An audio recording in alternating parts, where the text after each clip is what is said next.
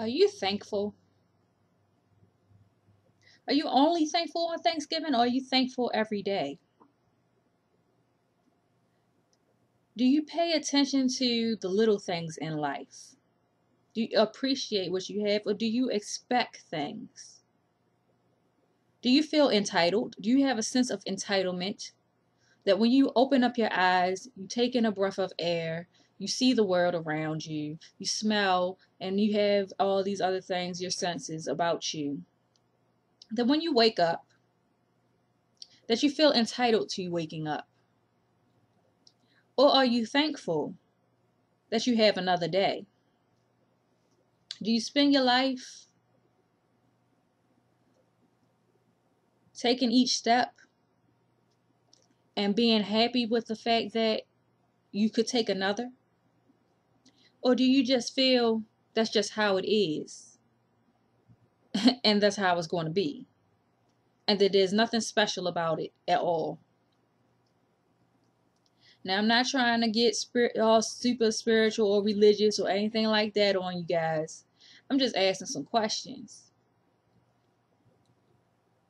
When you take in that breath of air, or you drink that glass of water, or you eat that food that you eat, and even all those other little conveniences that we have in life, do you feel thankful for it, or do you just expect it? It's just expected. It's just a little thing in life. To get you happy, there needs to be a miracle. There needs to be something that is amazing. Something dramatic. And all the things that I've said previously, those aren't good enough. Those aren't miracles. The fact that your body is even functioning properly, the fact that you actually woke up to see another day, the sense of entitlement. I don't know all the answers. I don't know everything. I don't claim to either. I wake up in the morning and I am so thankful that I have another day. I may not know everything. I may not know what my purpose is. I may not even really sometimes when I wake up have that as the first thing on my mind. And then I take a moment and I reflect on yesterday, and this is today. Do you live in your past? You can't go back to it, so why live in it? Did you learn from it? Or are you just still going in the same circles over and over again? When you wake up in the morning, do you feel down all the time? You don't see anything good in life? And yet you can still walk, you can still talk, you can still see, you can still smell. You're perfectly healthy otherwise. Sometimes I wonder, are people being preconditioned to be entitled, to feel a sense of entitlement, to not be courteous, to not say thank you to people, to not try to help another person? But don't get it twisted. I actually sat there and was thinking about different scenarios. How if you see somebody on the street and they have a flat tire, do you automatically stop to think to help them? Or do you think things like, I might try to go help this person and they might try to rob me? Or you could be that person that's sitting on the side of the road and you're scared of the car pulling up to try to render you assistance because you don't know what their intentions are. It's really sad that we all are people, but there are some times that you can't even trust that other person for some fact because you don't know them. And what does it take to really know a person? In fact, do we even take the time to get to know people? Or do we just hold our head up, look at them once or twice, listen to them a few times, and then make assumptions? instead of actually listening and seeing and making a compiled and honest and true observation when it comes to actually getting to know and meet people. I don't even claim to know everything. And I've only lived for 29 years on this planet. I don't know everything. And at the same time, I've come to an understanding that age is just a number. Because I have seen people who are younger than me who are wise. And I've seen people who are older than me who act like children. Which makes it a funny statement to say that someone acts like a children or they need to act their age.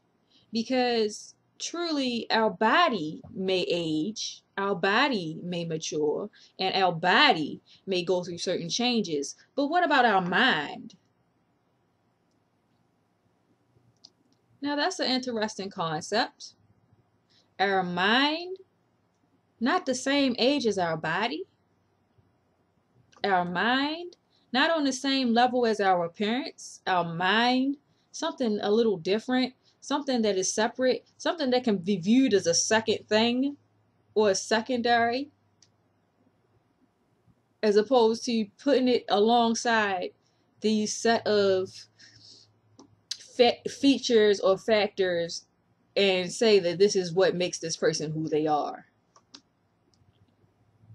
Sometimes I think that is like one of the biggest mistakes that some people can ever make when it comes to seeing a person and passing judgment. Your eyes can play tricks on you. They can. You can think that you see something and then you get a picture and see that that's not what you really saw. Or in fact, you can see something, but due to whatever makeup or fabrications or alterations or whatever it is that this person did, you are not truly seeing them based off of their appearance. You're seeing what they want you to see. Now, this goes into the mind as well. People can tell you what they want to tell you and actually feel something completely different. Body language, their behavior, and what they truly think about you is something that I guess requires discernment, because people have a tendency to lie. A person can start off by saying honestly in a sentence, and truly that is not them being honest at all. How well do you know people?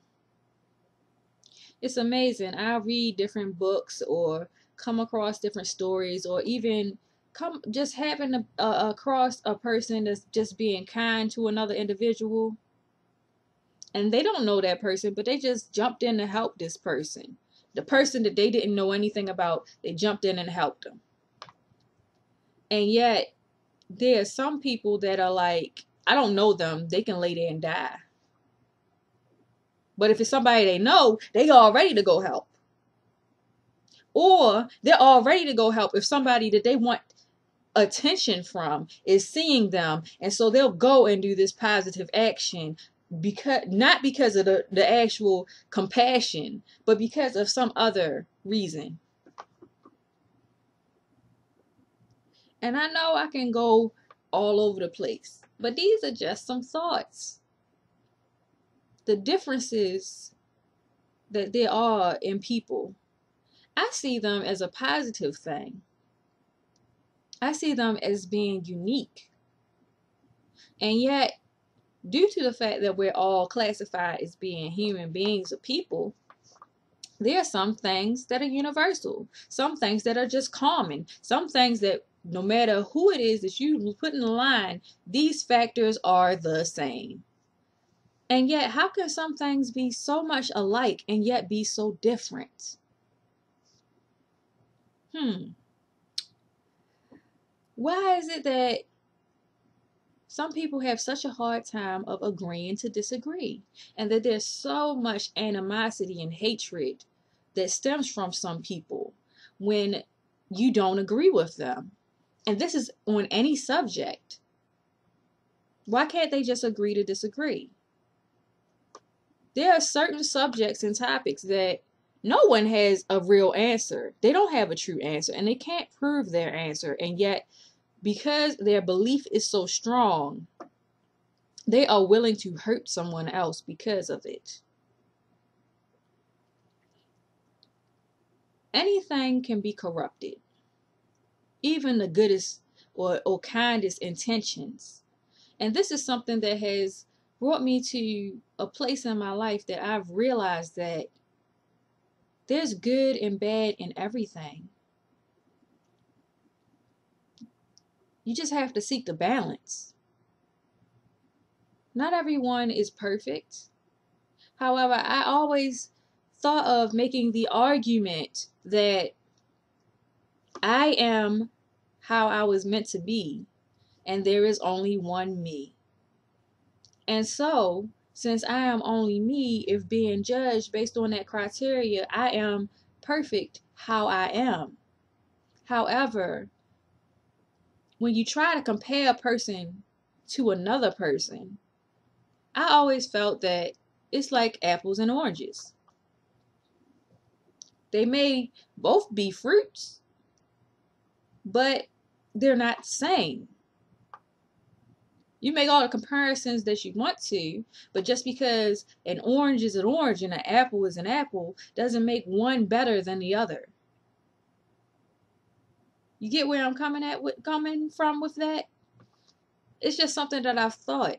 Like, I've seen women, and I've always thought that it was interesting how there's a scale, and they'll have this scale, and they'll line these girls up, or these women up, or even these men up, and they'll say, who looks better than who? And you can get a group of people, and each one will pick somebody different that they might find more attractive. Does that mean that that group of people is wrong? Or does that mean that there is no actual real proper method of gauging who is more attractive and it is just not necessary? I don't know. I've always just thought that it was interesting. Is it a learned behavior? Why are some things appropriate and some things not appropriate? Why are some things acceptable and some things are unacceptable? All a matter of perception? Sometimes I sit there and I think about that the world is not seen through the one set of eyes. It's seen through many different people's set of eyes. And those differences, those unique qualities that make each and every one of us different, are something that can either bring us together or divide us completely. I think that our differences make us stronger. And I think that all of our different mindsets and our different views lead to all the different creativity that is in the world and reflected in the world by the things that people make, the art, the music, the advances, because some people take advancement in science or in other things as a step backwards. All the different viewpoints that people have, I just find it amazing. So what about you? Do you wake up in the morning, when you open up your eyes, you take that first breath, do you say, I'm so thankful for another day? Or do you wake up, take that breath, and go on about your business and don't even think about how amazing it is that you are continuing to live? Do you actually live your life? Anyway, I've rambled on more than enough. Hope everybody's doing good, staying blessed, and feeling well. And I'll see you guys next time. Bye.